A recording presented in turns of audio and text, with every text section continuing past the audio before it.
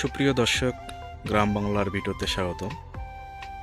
বরাবরের মতন আজকে নতুন একটি ভিডিওতে আমি আসলাম, আপনাদেরকে দেখাচ্ছি নীলফামারী জেলার বা নীলফামারী সদরের পাটকামুড়ি গ্রামের একটি নতুন ভিডিও। আর এখন আমি পাটকামুড়ি দোলাতে আছি, যে দোলাতে বর্ষার সময় মাছ আর মাছ। আসলে এই পাটকামুড়ির মাছ বা কুন্দপুকুরের মাছ অনেকজনে হয়তো শুনছেন, তো সেরকমই আমি এই দোলাতে আছি এখন শীতের সময়, যার ফলে এই দোলাতে বিভিন্ন আবাদ রয়েছে, সেগুলো দেখতে পাচ্ছেন। এখানে দেখতেছেন আলু ক্ষেত, আর এখন যে আলুটি রয়েছে এটা কাঠিনাল বলে বা কারেস।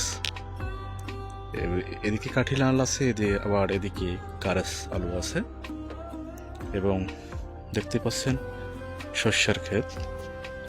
অনেকদিন থেকে আসলে শস্যের ক্ষেত দেখা হয় না, এবং সামনে আরেকটি আলু ক্ষেত আছে, ওটি হচ্ছে ৬০টা আলু এবং ভুট্টার ক্ষেত। আসলে কৃষি জমিতে বিভিন্ন ধরনের ফসল দেখলেই মন ভরে যায়। গ্রামীণ দৃশ্যগুলাই অপরূপ সুন্দর। আর এদিকে দেখুন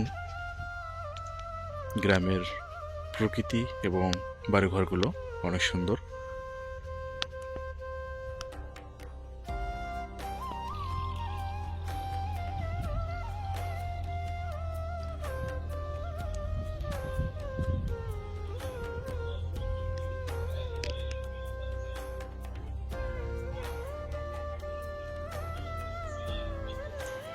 তো দর্শক, আজকে ছোট্ট একটি ভিডিওতে আসলাম যেহেতু, তো সবাই ভিডিওটাকে লাইক করবেন এবং চ্যানেলটি নতুন হলে অবশ্যই সাবস্ক্রাইব করে রাখবেন।